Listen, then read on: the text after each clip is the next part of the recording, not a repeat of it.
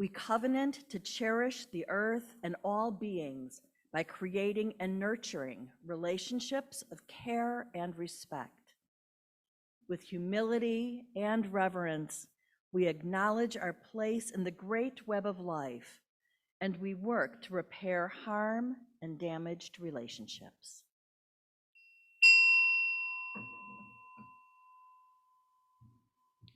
Our opening hymn this morning is number 231, Angels We Have Heard on High. Please rise as you are able.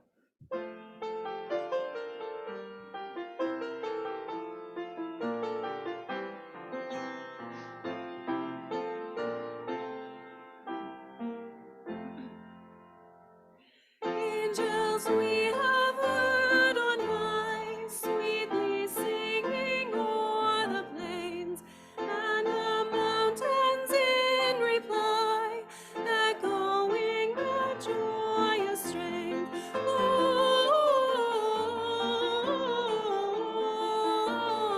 Gloria in excelsis Deo.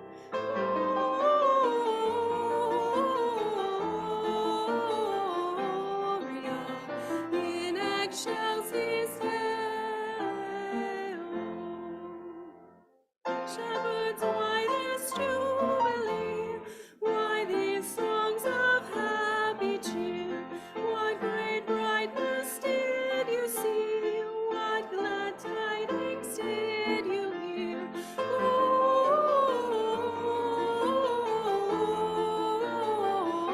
Gloria in excelsis Deo. Gloria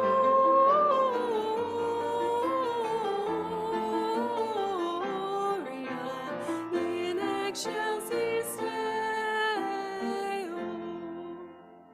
See him in a manger laid, whom the angels praise above. Mary, Joseph, lend your aid, while we raise our hearts in love.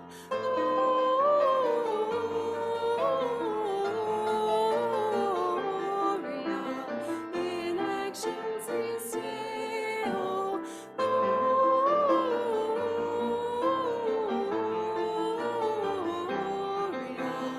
in excelsis Deo.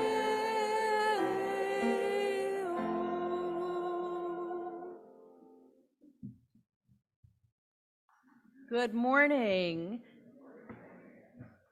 and happy Christmas Eve. I'm Heidi Levine, she, her, hers, and I have the joy of serving as celebrant this morning. And I'm the Reverend Meredith Garmon, Zir or he, him, interim minister. Welcome to the First Unitarian Church of Des Moines. Our church is located on land that has been home to various peoples in the last 12,000 years, including at the beginning of the European encroachment, the Iowa, Sauk, and Meskwaki. These lands were also once roamed in much larger numbers by American bison. As we entered this space, the ghosts of humans and other animals past are among us. Let us recommit to understanding the history of the land it occupies and to owning our part in the work of education, reparation, and healing for all species. Our purpose is to associate ourselves together for the study and practice of morality and religion as interpreted by the growing thought and noblest lives of humanity, hoping thereby to prove helpful one to another and to promote truth, righteousness, and love in the world. This bond of union is reiterated in our mission to grow ethically and spiritually, serve justly, and love radically. It's a blessing you were born. It matters what you do. Your experience of the divine is true, and you don't have to go it alone. Today is the first Sunday of winter. The solstice was Thursday night at 9:27 p.m. Central. The cold moon is waxing gibbous and will be full on Tuesday night. It is the fourth and last Sunday of Advent, and it is Christmas Eve. Merry Christmas. A special welcome to our visitors If you are here with children, feel free to keep them seated with you or take advantage of our We Worship space in the back of the auditorium where you and your child may play with toys and books. Newcomers are welcome to a UU Curiosity Conversation of the first Sunday of every month. The next will be on January 7th, immediately following service in the back of this auditorium sanctuary. Please silence your cell phones during the service, and if you're joining us on Zoom, please make sure your mics remain muted. Our theme for the month of December is transformation, and our upcoming theme for January is pluralism. Both the transformation and pluralism packets are available in a basket on a table just outside the doors there in the foyer. Our connection circles are small groups that gather to explore the monthly theme and build relationship. It's a key way that we live out our mission to grow ethically and spiritually. If you're not in one, please sign up and become part of a group and see the back of your order of service. So we begin with the lighting of our chalice. Please join me in the chalice lighting words in your order of service. May this flame, symbol of transformation since time began, fire our curiosity, strengthen our wills, and sustain our courage as we seek what is good within and around us. Our invocation is from Rethinking the Christmas Story by Rachel Pye Jones. I am tired of the Christmas story. Clarification. I'm tired of the way I keep hearing it and seeing it and reading it. It is hard to imagine that a working man of integrity and faith would have been rejected by relatives, no matter how extended. No one would turn away a pregnant relative. No, he had family in Bethlehem, and he went to the home of relatives where he and Mary rested from their journey and prepared for the birth of the baby. Mary didn't give birth alone. More likely, she was surrounded by women, a midwife, Joseph's relatives, neighbors. Shepherds came and found the child and his mother and left rejoicing because not only had they seen grace and mercy in the flesh, but they had seen a woman and child well cared for and surrounded by wise women. Maybe in the West, the version we are so used to is acceptable because of how we see the world. A poor man failing to plan well for his pregnant fiancée. A pregnant refugee turned away, the needy ignored in the streets as everyone goes about their urgent business. Maybe we feel comfortable imagining that in those places, people only had dirty, torn clothes to wrap around their babies, and that in those places, mothers allow cows to lick their newborns. We want to make the birth of Jesus as hard as possible, as cold and lonely and desperate and painful as possible. No matter what other pictures we paint to describe his birth, nothing can make it harder than it was. Nothing can make it more loving than it was. Nothing can make it more miraculous than it was. Saying that Jesus was born into the hands of a skilled midwife or into a house filled with light and laughter and community takes nothing away from the glory of that night. It simply makes it more authentic. Please join in singing the song Invocation. The words are in your order of service.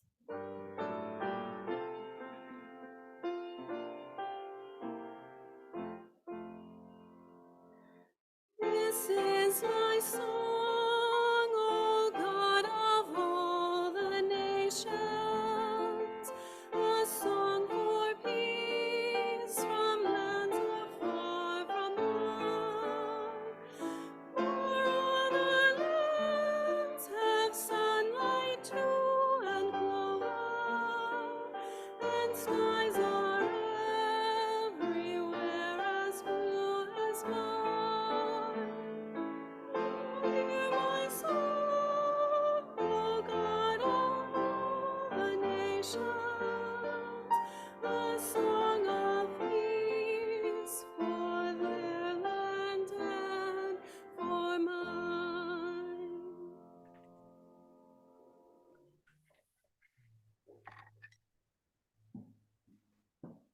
Good morning. My name is Birch Spick.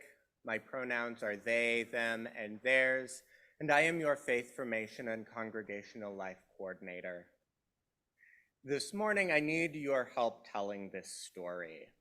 This is a retelling and a reimagining of the Nativity story, including song. So when Sarah and Bruce begin singing some familiar Christmas songs along the way as we tell this story, please join them.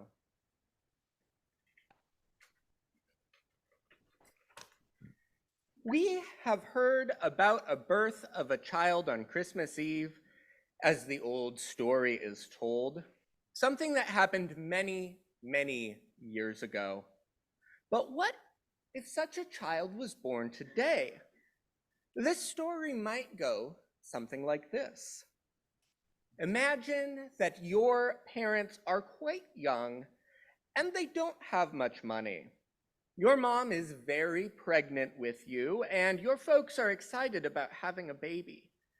But they get a notice that they will have to drive all the way to the consulate in Chicago to take care of some business. The trip will not be easy with your mom so pregnant and your family's old car is a bit of a clunker. It's late afternoon and already dark when they set out. There's some ice on the windshield and the heater in the car doesn't work well.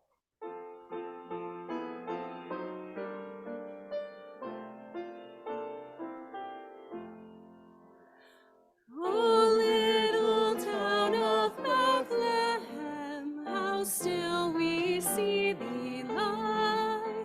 Above thy deep and dreamless sleep, the silent stars go by. Yet in thy dark street shineth the everlasting light. The hopes and fears of all the years are met in thee tonight. Suddenly, as your dad is driving on the expressway, your mom says, "Oh my, the baby is coming." Your dad looks around. They're not in a great neighborhood, but up ahead he sees a star, a Texaco star. And he drives off the expressway following the light of the star to this nearby gas station. The owner of the gas station says, "We don't have any place to have a baby." But when he sees how scared your parents are, he piles some clean rags in a corner and yells for his sister who is in the back room. Her name is Maria Shepherd. And you are born.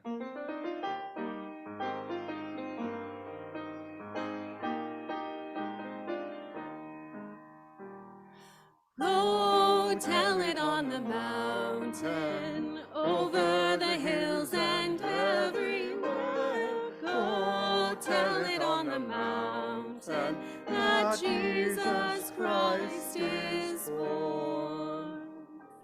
Maria calls next door for all her children, the little shepherds.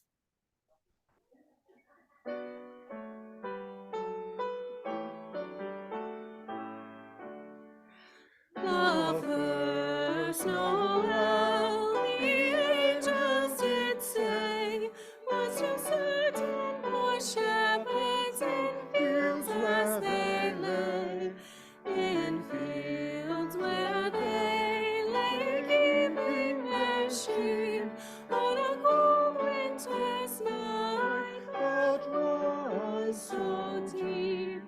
Noel, Noel, Noel, Noel, born is our King of Israel.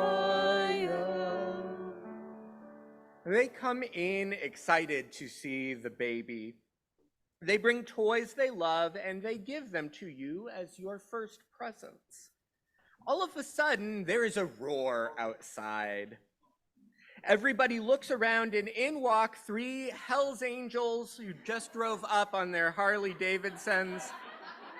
They come looking for the service station attendant and instead see your mom and dad and you there, newly born.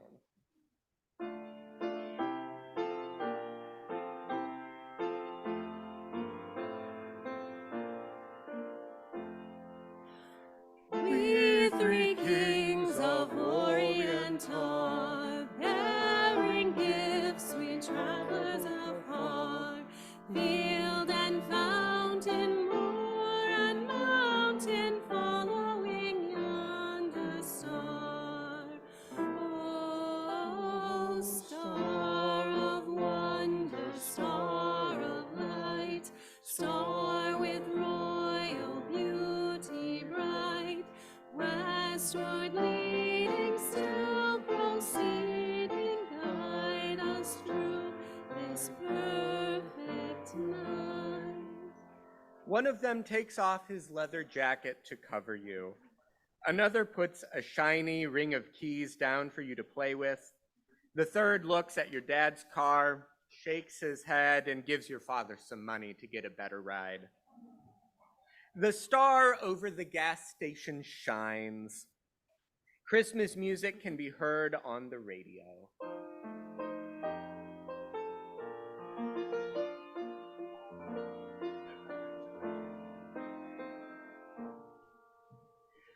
Silent night, holy night, all is calm, all is bright, round yon virgin mother and child, holy infant, so tender and mild, sleep in heavenly peace,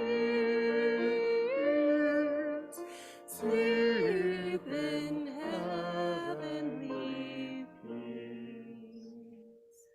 The miracle of the Christmas story is not about angels or even Texaco stars. It's not about where or how you were born. The miracle is that you were born, and each of us was born. Each night a child is born is a holy night.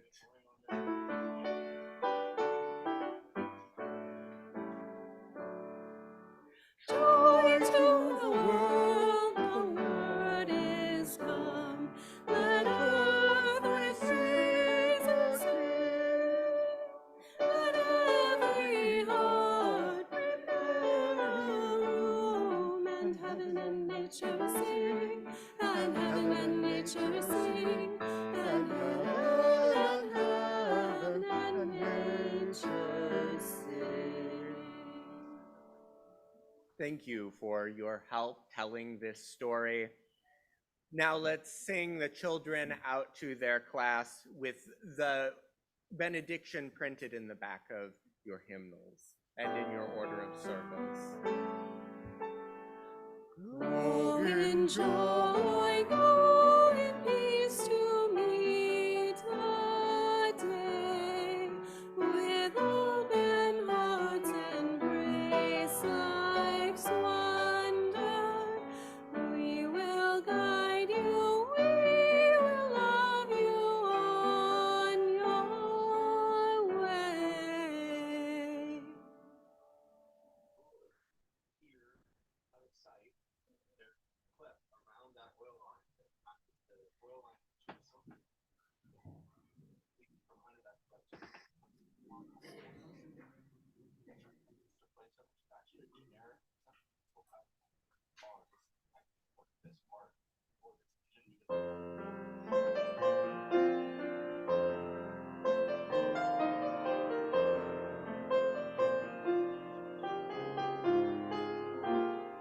When winter comes and snow starts to fall, it spreads a blanket of white over all. And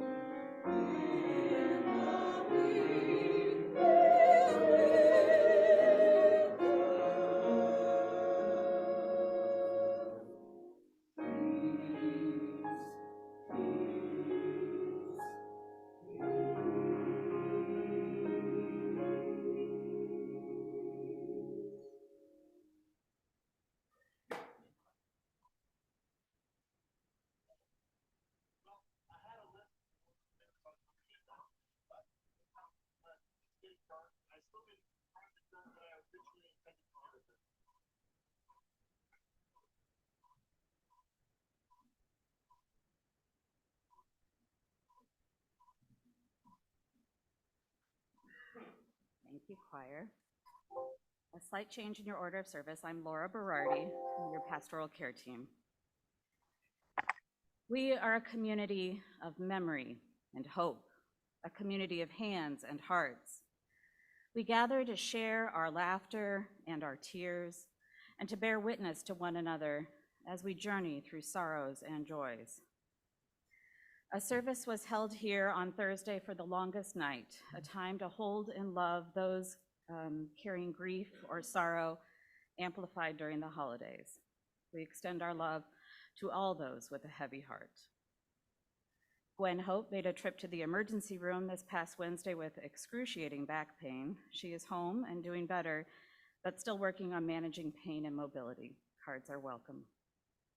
And finally, a joy. Judy Davis will be celebrating her 80th birthday tomorrow, December 25th. I have cards for Gwen and Judy at the desk, and I would love for you all to stop and sign before you go today.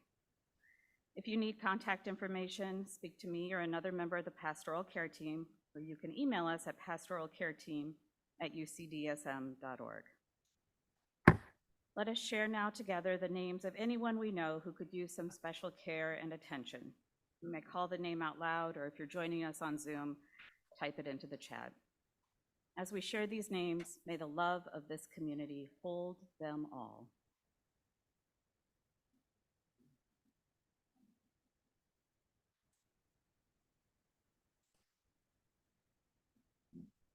May the light of our community shine on the broken places in the world. May we not look away when we are needed. May the grieving be comforted, the weary find rest, the broken places healed, and joy and laughter be abundant. We light 3 candles, one for the joys and sorrow shared aloud, one for those shared in writing, and one for those held silently among us.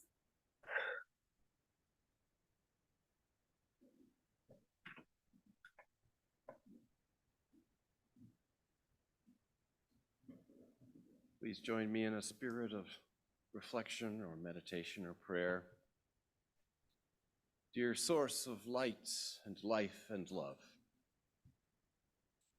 on this final Sunday of Advent, the day before Christmas, we know that divinity is indeed incarnate in human form. It happens every time a baby is born and is nurtured into realization by those who love it. We pray for the fuller awareness of this divinity and its fuller manifestation in our lives. Spirit of compassion and mercy, around us is a world broken, fragmented, shattered by war and conflict. Ukraine enters its 668th day fighting Russia. In Yemen, the ongoing strife has claimed 233,000 deaths, including 131,000 from indirect causes such as lack of food, health services, and infrastructure. In Haiti, a former senator is now entering life imprisonment for the assassination of President Moïse in 2021. Over 200 gangs in that country disrupt any sense of safety or security. And we mourn Palestine and Gaza with over 20,000 deaths and over 2 million people displaced since October 7. Our hearts cry for the Czech Republic, where a mass shooting at Prague University left 15 dead and 24 wounded. We see a world that needs the presence of incarnate love as much as it did the incarnation of Christ in Bethlehem, Palestine, 2,000 years ago. Our eyes metaphorically scan the horizon for any sign of a star that might signify that love has indeed been born among us and compassion in human hearts. May the world be transformed through us. May we find within ourselves the courage and the wisdom to be peacemakers, sowers of understanding, weavers of justice. For everywhere in the midst of brokenness, there is also beauty. What splendid minds, what stunning technology presents our staggering creation, spinning and spilling out over billions of years. Spirit of all people, we are so many. The number of humans on the planet exceeds 8 billion. The number of births each day continues to be about twice the number of deaths each day. May each new life be a blessing to the planet that bears it. And at the same time, we know that birth rates are dropping. They drop when standards of living increase. And we pray for a world where all people have a decent standard of living. Spirit of life and light and love, bring us together across all time as well as across all space. So for what has been said and for what all we are holding in our hearts silently this morning, we observe a minute of silence.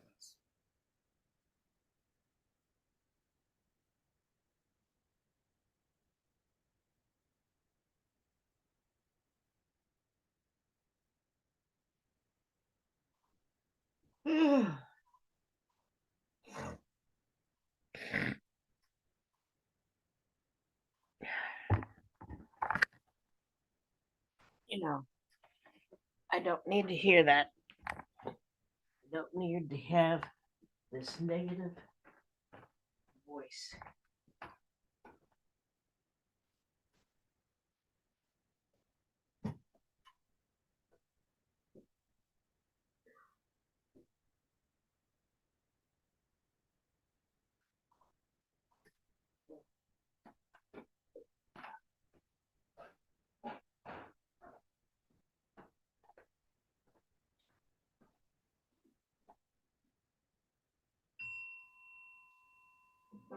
Blessed be.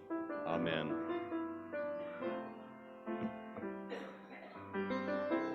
Comfort me, comfort me, comfort me, oh my soul. Comfort me, comfort me, comfort me, oh my soul. Sing with me, sing with me, sing with me, oh my soul. Sing with me, sing with me, sing with me, oh my soul.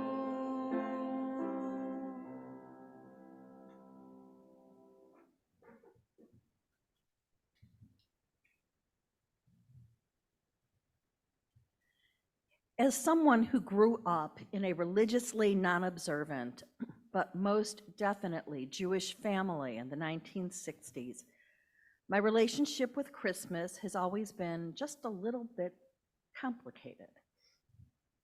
I learned about Santa pretty early, and even though trees inside our house were not a thing, visits to see Santa most certainly were, as was driving around less heavily Jewish neighborhoods to see the lights. It wasn't until Charlie Brown's Christmas first aired when I was 6 that I heard Luke's telling of the Annunciation to the shepherds, relating the news about Jesus' birth. I didn't understand what Linus was reciting when he declared the meaning of Christmas, but I felt the power of the moment, the peace and joy that fell upon Charlie Brown. It was beautiful. And I knew that it was not my story. When, as an adult, I started singing in choirs, some of my favorite pieces sung at Christmas were the various settings of O Magnum Mysterium.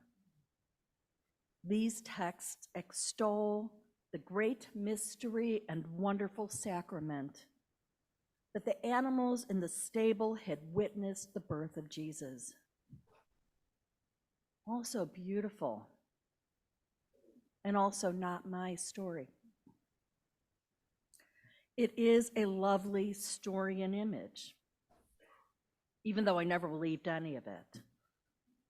I did come to believe in the historical Jesus, the rabbi who preached the radical concept that the promise of the goodness of life shouldn't be exclusively the province of those with wealth and power, that all are deserving of love, compassion, and forgiveness. But the angel's annunciation, the virgin birth, that Jesus was the Savior, nope, not my story. And yet, the possibility of peace on earth and goodwill toward all, the miracle of a newborn baby, the promise of love coming down and being made manifest, the fact that every December people seem a little kinder. There is a different kind of joy in the world. Store windows and houses and trees are festooned in light. The hope that maybe this year we really can begin again in love and realize that promise of peace. Now that is beautiful and a story I can hold in my heart as mine.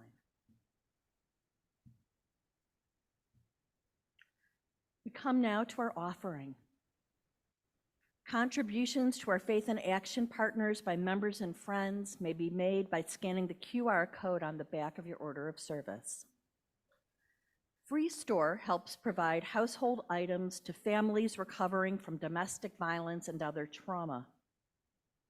The Iowa Trans Mutual Aid Fund supports trans and gender diverse Iowans as they access gender-affirming care. Recognizing inherent worth and dignity in every single person isn't always easy. Some behaviors seem to us unworthy. Yet our covenant is to affirm and to promote it, to speak out loud at home, work, and elsewhere, to friends and strangers. Everyone has inherent worth and dignity. We need institutions committing to cultivating affirmation and promotion of the inherent worth and dignity of all. Offer then what you can with words and wallet to affirm and promote worth and dignity by affirming and promoting this congregation. In gratitude then we give, or in gratitude we receive.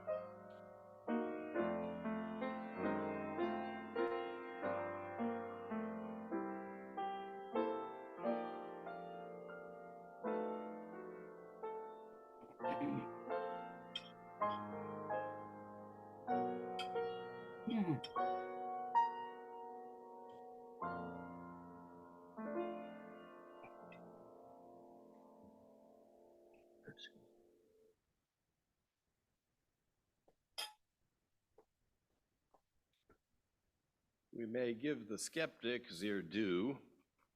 It's true, we have only a rather vague idea of when Jesus was born. We aren't sure what year it was. Scholars put the year of birth at between 4 BCE and 6 BCE, which means Christ was born 4 or 5 years before Christ.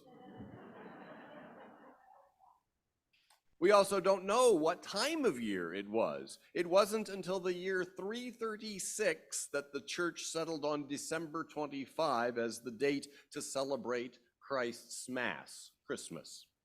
Before that, some traditions had it in November, others put it in March.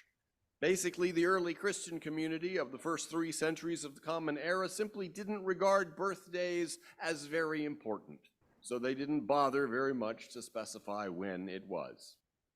Whenever the birth may have happened, we have these 2 stories of Jesus' birth, one in the Gospel of Matthew and one in the Gospel of Luke, both of which were written around the year 80 or 90. The other 2 Gospels, Mark and John, make no mention of the circumstances of Jesus' birth. The usual story, as it lives in popular imagination today, is that Jesus was born in a stable because there was no room in the inn. But this is a misunderstanding of Luke's Gospel. There was no inn and no stable, though there was a manger. At least Luke really did mean to say that there was. So I'm not saying that the story in the Gospels is false or dubious. That's a different conversation. I'm saying the story as we learned it isn't what the Gospels actually say and mean. The story is actually quite a bit closer to the one that Rachel P.A. Jones envisaged, as Heidi shared in our opening reading. For hundreds of years of English translations, we've been reading in the Gospel of Luke that there was no room in the inn. But the translations were off, and the inferences that readers drew have been off. And it's only in the last couple years that an authorized and scholarly translation has come out that got it right. There was no room in the guest room. Let's look at how the English versions of Luke's story have unfolded. In 1611, 47 of the best Church of England scholars brought forth the King James Version of the Bible, the most influential work of English literature in English literature. Here's Luke chapter 2, verse 7 in the 1611 King James Version. And she brought forth her firstborn son, wrapped him in swaddling clothes, and laid him in a manger because there was no room for them in the inn. That's Luke, King James Version, also known to many of us as what Linus said. No room for them in the inn. That is such a familiar part of the story, isn't it? And then more than 2.5 centuries go by, and then in the 1880s, we get what was called the Revised Version. It was an authorized revision of the King James Version. The purpose of the Revised Version was to adapt the King James Version to the standards of biblical scholarship that had emerged in the 19th century. Then in 1901, the American Standard Version appeared, a revision of the Revised Version with American English particularly in mind. The American Standard Version also says, laid him in a manger because there was no room for them in the inn. The American Standard Version was further revised into the Revised Standard Version, which came out in 1952. This 1952 Revised Standard Version was commissioned by the National Council of Churches, and the translation team dug deep into available scholarship to update the 1901 American Standard Version. It was a major development in Bible studies. That 1952 Revised Standard Version changed no room to no place for them in the inn. But it was still imagining that Bethlehem at the time of Jesus' birth had something that could reasonably be called an inn. The Revised Standard Version was good for 37 years until in 1989, the new Revised Standard Version came out. The NRSV also commissioned by the National Council of Churches, the most significant development in Bible studies in a generation and a half. When I started divinity school in 2000, the New Revised Standard Version was only 11 years old, and there was still a little buzz of excitement about it. The 1989 NRSV was the first one in this sequence to drop the term swaddling clothes. It says, "She wrapped him in bands of cloth and laid him in a manger because there was no place for them in the inn." And then finally, just in 2021, the New Revised Standard Version Updated Edition came out, the NRSV UE, available digitally in time for Christmas that year and in print in early 2022. In the NRSV UE, Luke chapter 2, verse 7 says, "And she gave birth to her firstborn son, and wrapped him in bands of cloth, and laid him in a manger because there was no place in the guest room." The guest room, it says. What happened to the inn? Well, what happened is that what New Testament scholars such as Kenneth Bailey have been saying for years is finally now reflected in a Bible translation. Point one, Bethlehem back then didn't have an inn. Bethlehem at the time was a small village. Best estimates put the population at about 2,000 to 3,000 people. Scholars say it did not have an inn, no place where strangers paid money for lodging. Point two, there was no stable. None of the Gospels in any translations mentions a stable. Luke says the babe was laid in a manger, and so centuries of readers imagined that the manger must have been in a stable, but actually the manger was in a house, as we shall see. No stable. Point three, Matthew says, switching to the other gospel, Matthew says Jesus was in a house. The Matthew story tells about the Magi bringing gifts. Here's the King James Version. "Lo, the star which they saw in the east went before them till it came and stood over where the young child was. When they saw the star, they rejoiced with exceeding great joy. And when they were come into the house, they saw the young child with Mary, his mother, and fell down and worshiped him." In Matthew, the place is simply called the house. It's called that in the King James, on down to the NRSV UE and all the versions in between. It's called a house because a house is what it would have been, not a stable or a barn. Matthew makes no mention of an inn at all, full or otherwise, and no mention of a manger. We'll pick up from there with point 4 after our interlude.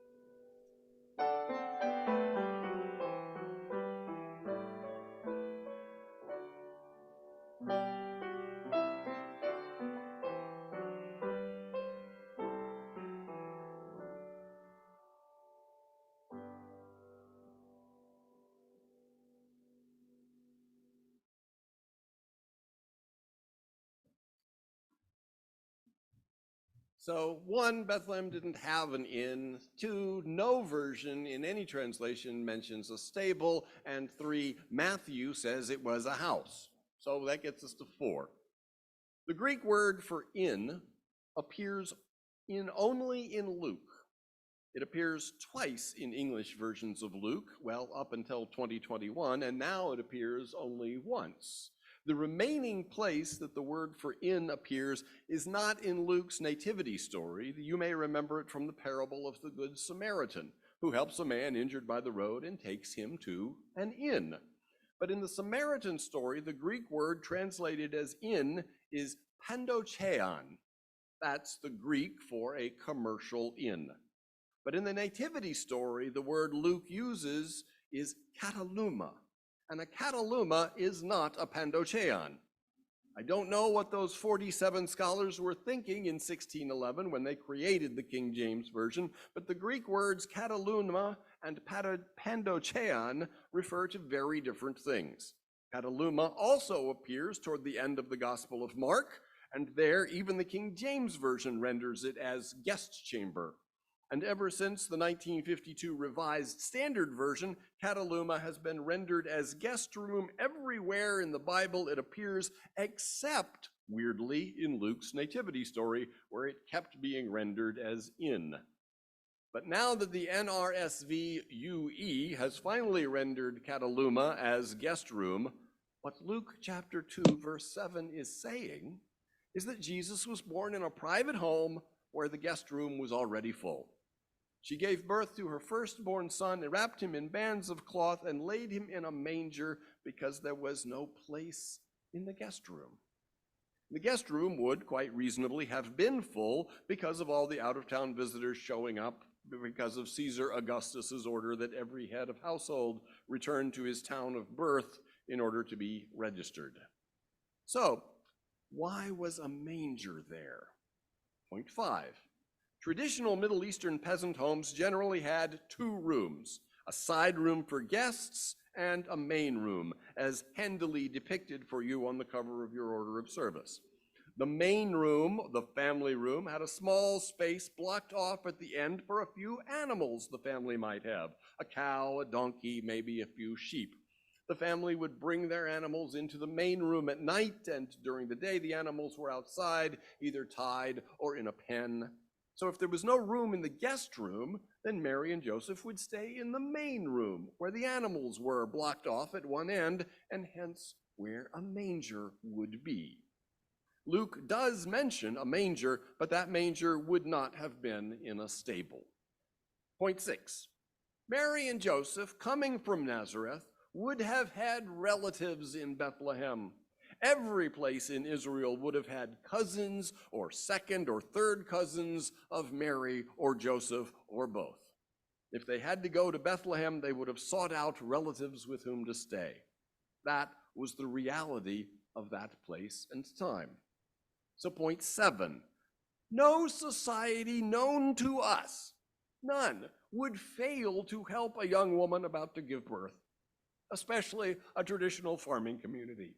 Nowhere in the world would a farm family tell a young couple, especially not one they were related to, "There's the barn, use it if you like, we can't be bothered with you." That just would not have happened. In Luke's story, shepherds come to visit the babe. Luke makes no mention of magi, just as Matthew makes no mention of shepherds. If those shepherds that Luke mentions had showed up and found a young mother with her first child in the middle of a stable, scared to death with no older women around to help her, the shepherds would have said, "This is outrageous. You come home with us. Our women will take care of you."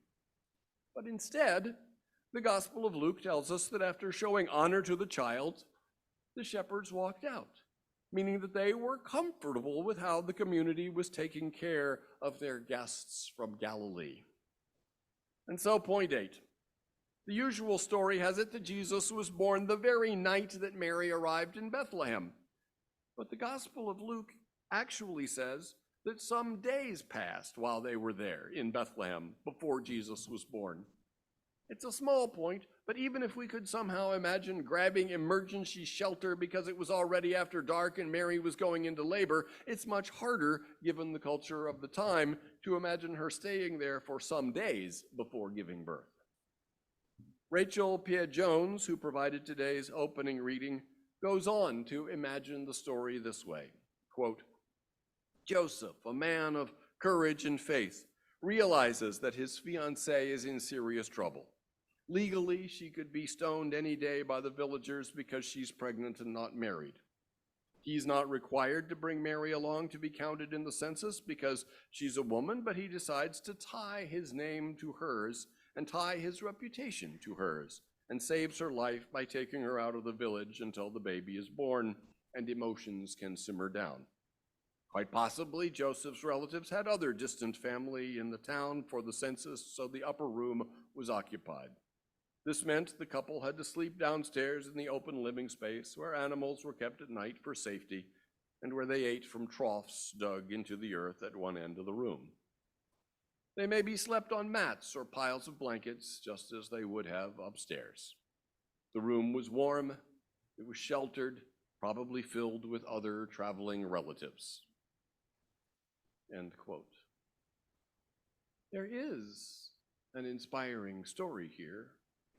Not the usual one, but one worth remembering and retelling.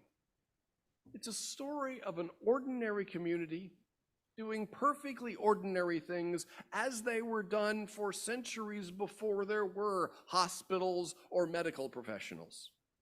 A family, a community came together to support a young mother and the new life that was born to her, that was born to all of them. There may, after all, be a message of salvation in this story of the birth of a baby. What saves us is sharing. What saves us is coming together in a time of need to be there for each other. What saves us is opening our hearts and hearths and welcoming new life among us. What saves us is love. And what brings forth salvation into this world is community. May it be so. Amen.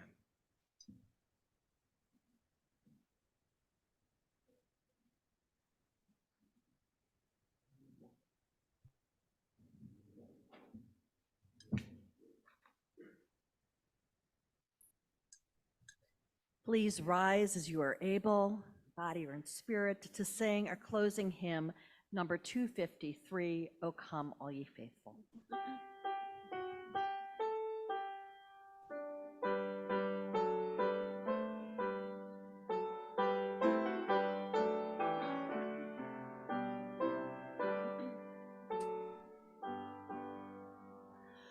O come, all ye faithful, joyful and I was kind of interested. I went back and read some more notes. And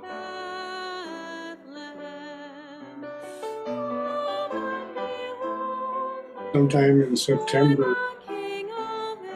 Barb Martin went to one of the board meetings and said that she didn't realize the budget for the music section changed, and that eliminated what it was, but all the money is spent on and asked about which was the one.